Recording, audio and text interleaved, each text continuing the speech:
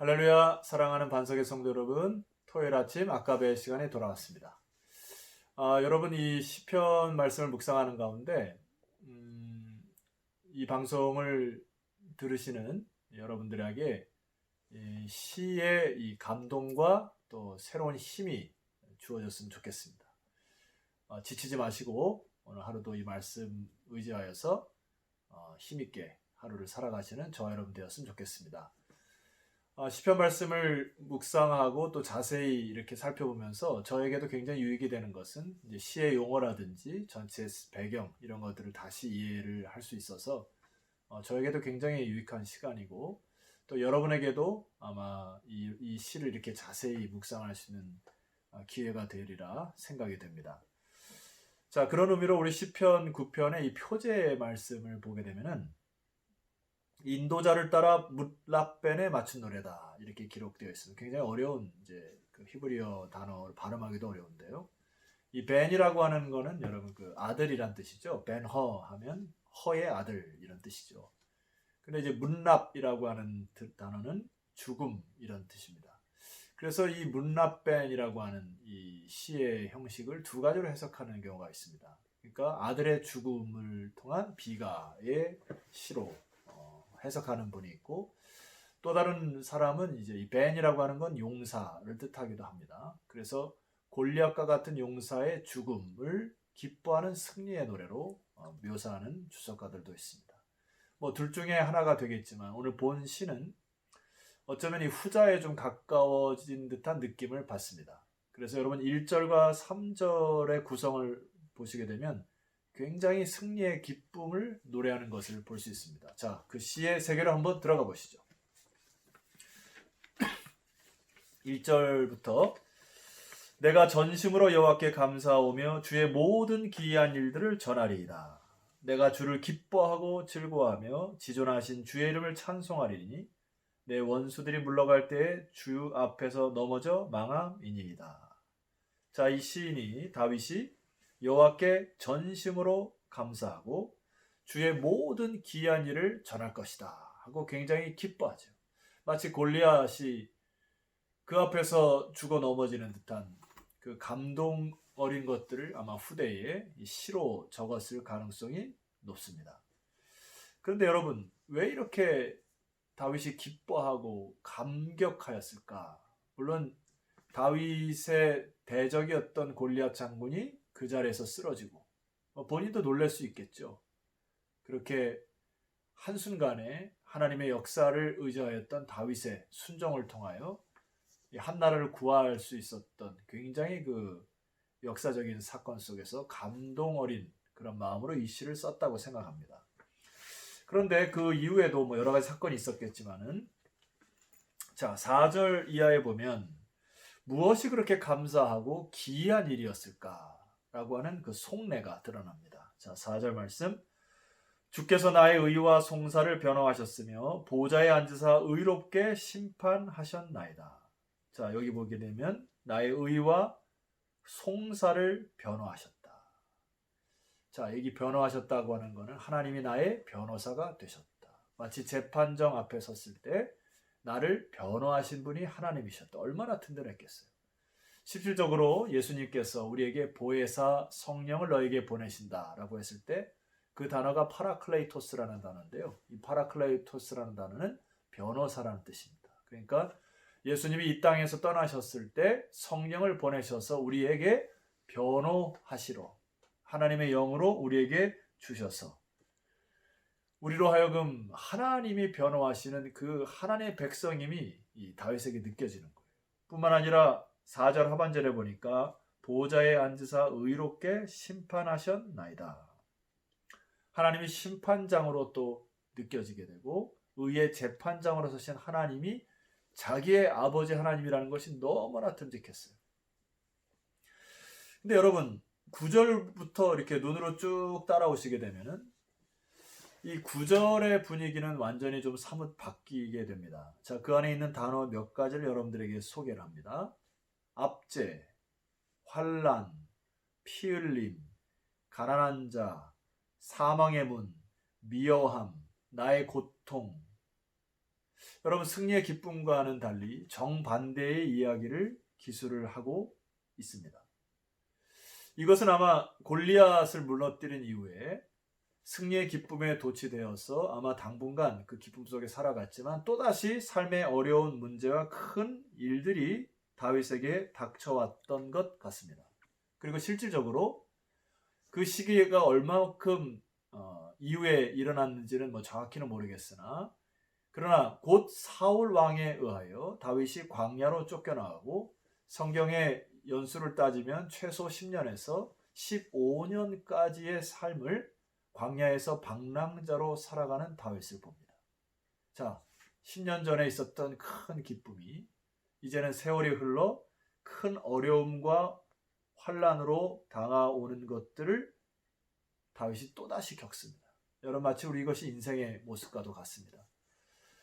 어떨 때는 정말 기쁘고 어떨 때는 정말 마음속 깊은 곳에서 감사가 넘치지만 곧 이내 또 다른 산, 큰 산 앞에서 나의 연약함과 초라함을 느끼고, 방금 이 다윗이 얘기했던 압제, 환난, 피 흘림, 사망의 문, 미워함, 나의 고통, 이런 단어가 삶의 도배가 되는 경우가 많이 있습니다. 그런데 우리가 이 다윗의 이 고백을 통하여 배워야 될 것은 무엇이냐니까, 자, 9절부터 시작된 이 다윗의 기도문을 보시면 여러분들이 느낄 수 있는 부분이 있습니다. 자, 9절 이하를 제가 읽어드리도록 하겠습니다. 여호와는 압제를 당하는 자의 요새이시오 환난 때의 요새이시로다. 여호와여, 주의 이름을 아는 자는 주를 의지하오니 이는 주를 찾는 자들을 버리지 아니하심이니이다. 자, 압제라는 단어 뒤에 하나님이 나의 요새시고 환난 때 요새시라고 하는 믿음의 고백이 따라 붙습니다. 그러니까 압제가 있지만 하나님을 의지하는 자에게는 그것이 요새로 금방 요새 속에서 내가 평안을 누릴 수 있다는 믿음의 고백이 따라온다는 얘기예요. 11절 너희는 시온에 계신 여호와를 찬송하며 그의 행사를 백성 중에 선포할지어다. 피 흘림을 신문하시니까 그들을 기억하시며 가난한 자의 부르짖음을 잊지 아니하시는도다. 피 흘림이 있고 가난한 자가 있지만 부르짖음을 들으시는 하나님의 믿음의 고백을 다윗은 계속하고 있습니다. 13절 여호와여, 내게 은혜를 베푸소서. 나를 사망의 문에서 일으키시는 주여, 나를 미워하는 자에게서 받는 나의 고통을 보소서. 자, 14절 말씀, 그리하시면 내가 주의 찬송을 다 전할 것이요 딸 시온의 문에서 주의 구원을 기뻐하리이다. 자, 이 14절은 그리하시면이라고 하는 이것은 조건절이 아니고 히브리어 원문에 보게 되면 in order to라고 하는 영어의 수거가 쓰여 있습니다. 무엇 하기 위하여, 즉 주의 찬송을 전하기 위하여, 딸 시온의 문에서 주의 구원을 기뻐하기 위하여 주여 하나님의 은혜를 베풀어 주옵소서라고 하는 믿음의 고백이 들어가고 있습니다. 뿐만 아니라 이 다윗의 믿음의 고백은 이 믿음의 기도로, 그러니까 하나님, 이렇게 하나님의 찬송과 구원을 기뻐하기 위하여, 즐거워하기 위하여 하나님의 은혜를 베풀어 주옵소서라고 하는 믿음의 고백과 기도가 받침이 되었다는 이야기입니다. 에스라서에 보게 되면 제가 참 은혜 받았던 구절이 있는데요. 포로기한 2차로 다시 이제 고국으로 돌아오는 이 백성들이 에스라에 의해서 돌아올 때 이러한 구절이 있습니다. 에스라 8장 21절 그때 내가 아와 강가에서 금식을 선포하고 우리 하나님 앞에서 스스로 겸비하여 우리와 우리 어린아이와 모든 소유를 위하여 평탄한 길을 그에게 간구하였으니 이는 우리가 전에 왕에게 아뢰기를 우리 하나님의 손은 자기를 찾는 모든 자에게 선을 베푸시고 자기를 배반하는 모든 자에게는 권능과 진노를 내리신다 하였으므로 길에서 적군을 막고 우리를 도울 보병과 마병을 왕에게 구하기를 부끄러워하였음이니라 하고 믿음의 절개를 지키고 23절 그러므로 우리가 이를 위하여 금식하며 우리 하나님께 간구하였더니 그의 응낙하심을 입었느니라. 산을 정복을 했는데 또 다른 큰 산 앞에서 그냥 낙담하거나 좌절하거나 그렇게 있지 않고 믿음의 고백과 기도를 통하여 그 산을 뛰어넘는 다윗을 보게 됩니다. 여기 마찬가지로 바벨론 포로에서 다시 사로잡혀 에스라를 통하여 고국으로 돌아오는 과정 속에서도 23절 그러므로 우리가 이를 위하여 금식하며 우리 하나님께 간구하였더니 그의 응낙하심을 입었느니라.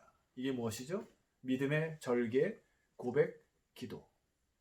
오늘 이 다윗을 통해 우리가 배울 수 있는 것은 압제가 있고 바깥에서 들어오는 외부적인 고통이 있고 피 흘림이 있는 상황 속에서도 때로는 억울함이 있는 것 속에서도 절대로 그가 자신의 손으로 다시 피를 흘리거나 자신의 손으로 사울을 죽인다고 하는 것들을 하지 않았습니다. 모든 것들을 하나님께 의탁하여 하나님의 주권이 선포되어지고 하나님께서 판단하실 때까지 기다렸던 다윗을 봅니다. 사랑하는 성도 여러분, 자 15절 이하에 보시면 그들은 다윗이 결국 인내하여 그들의 마지막을 보는 장면입니다. 15절 이방 나라들은 자기가 판 우덩이에 빠지며 자기가 숨긴 그물에 자기 발이 걸렸도다. 여호와께서 자기를 알게 하사 심판을 행하셨으며 악인은 자기가 손으로 행한 일에 스스로 얽혔도다. 하고 결과적으로 스스로 판 웅덩이에 빠지는 그 악한 자들의 결말을 봅니다. 그리고 여러분 여기에 두 가지 글이 써 있죠. 히가요온이라고 하는 단어, 그 다음에 셀라라고 하는 단어가 써 있는데, 자, 이 히가요온이라고 하는 단어는 연주 방법을 지시하는 음악적 용어입니다.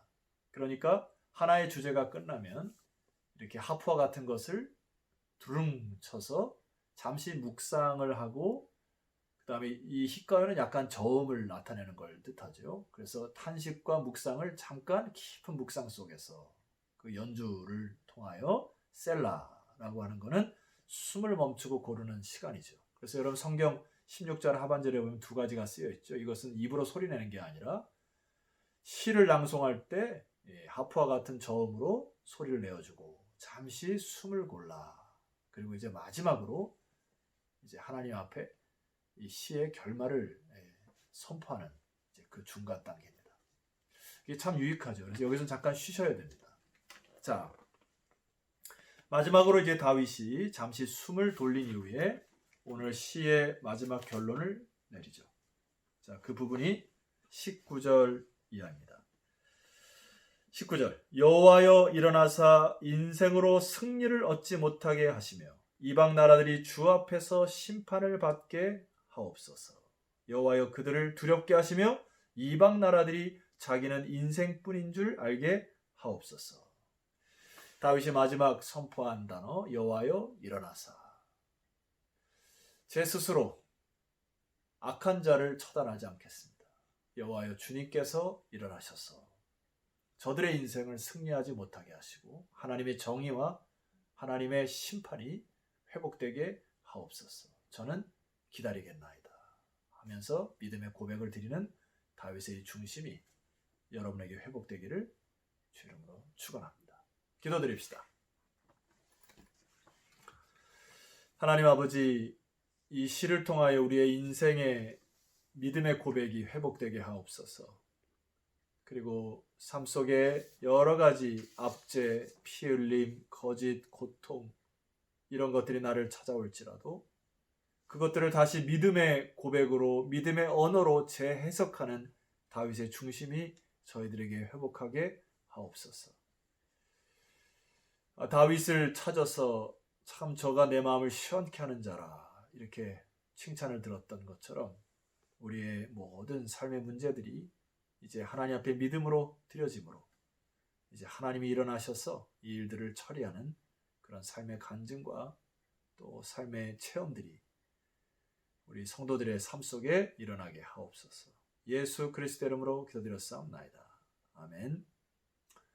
자, 성도 여러분, 내일 거룩한 주일 다시 주님의 공동체 안에서 여러분들을 찾아뵙도록 하겠습니다. 내일 뵙겠습니다.